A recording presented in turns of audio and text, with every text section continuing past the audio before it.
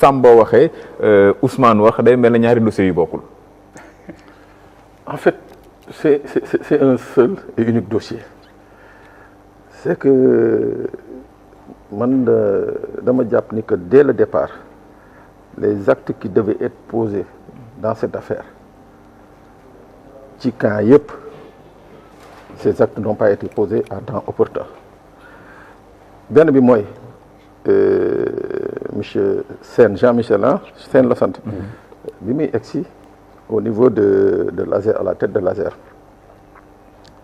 dafa ñëw fekk un contentieux déjà existant contentieux bi mu nekk ay courrier yi nga xam ne DCMP ARCOP impôts et domaines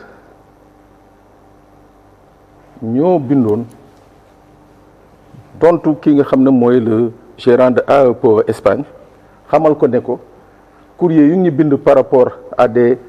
fonds ou bien à des quittances yu ñu waroon fay ñun suñuy service musuñu délivrer ces quittances là mooy maanaam lii Seydou Kane présenté woon AEPO Espagne ne ko DCMP dafa am lu mu fa war a fay j'ai oublié les montants c'était dans les 500 et poussière millions ou 300 et poussière millions fële impôt bu ñuy enregistré dossier bi dafa am nañ ci fa waroon fay au niveau de l'ARCOP ainsi de suite le tout daal jàpp naa ni que remonte na plus d'1 milliard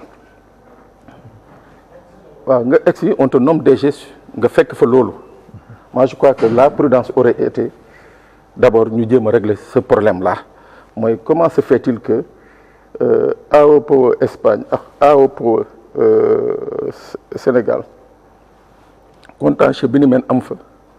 nga ñëw passer outre ne da ngay exécuter un contrat man moo tax ma ne y a des préalables qui devaient être faits dès le départ beneen bi mooy ci virement yi nga xam ne monsieur Faye daf ko wax yi nga xam ne ci 37 milliards yi def nañ ko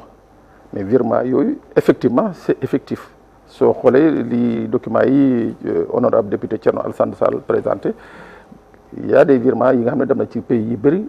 am na ci yu fi ñëw Sénégal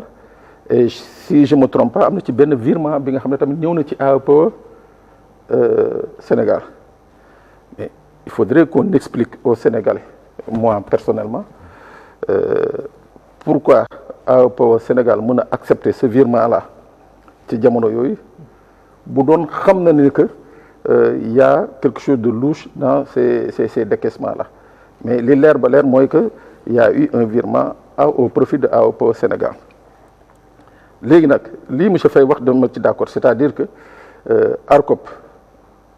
bi Jean-Michel ñëwee monsieur Sène ñëwee ñu nommé ko à la tête de l'ASER effectivement l'ARCOP avait suspendu le marché ñu dem Cour suprême confirmer ko avant de revenir sur sa décision loolu yëpp fii la ñu fekk mais bi loolu amee jusqu'à présent je dis jusqu'à présent et c'est ça man foofu laa doon xaar tey ji l'honorable député Thierno Alassane Sall mooy que mu wax ñu l'identité de ces personnes ou de ces sociétés yi nga xam ne qui ont bénéficié autant ni mu waxee un virement bi nga xam ne dañ ko virer au profit de Sonac ñu am au moins l'identité des personnes ou des sociétés yi nga xam ne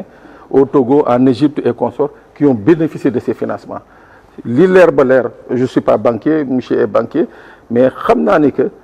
un virement dañ koy motiver on peut pas virer une somme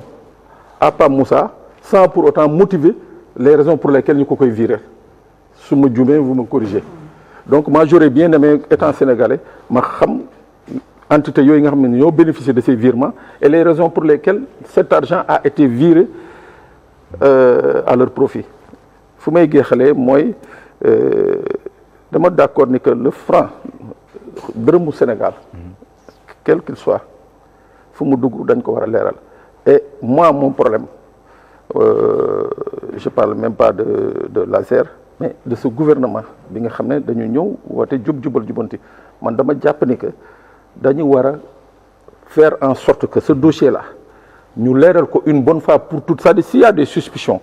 que tout cela soit levé que les Sénégalais que nous sommes soient édifiés ñu xam ndax affaire bi dafa am détournement ñu xam ni que ndax dafa am ay manigances yu nekk ci biir yi nga xam ne qui font que ce projet là aujourd'hui l'argent bi nga xam ne décaissé dañ ko c'est sûr que l'argent a été décaissé les 36 milliards 700 ça a été décaissé mais xaalis boobu fan la dugg effectivement et ça a profité à qui je crois que bu ñu ko defee ça va être un premier exercice bi nga xam ne dana permettre au moins ñu xam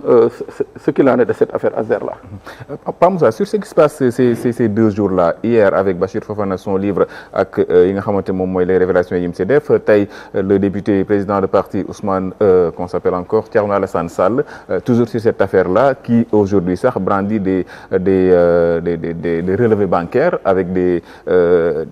transactions yoo xamante ne am na ci ñu nekk dans un dossier boo xamante ni tout à l'heure Samba mi ngi koy fàttali fële en Espagne mi ngi en instruction déjà un dossier en instruction est-ce que sax fi Thierno dem egg tey est-ce que mënoon na fa egg. jërëjëf Assane question bu am solo la te avant ça yaa ngi laaj ndax ñaari ñi bokkuñ dossier bi ñuy wax parce que bu kii jaaree fii kii jaar fee finalement c'est normal que Sénégalais donc ñi li ñuy wax xanaa dafa bokkul mais en vérité pour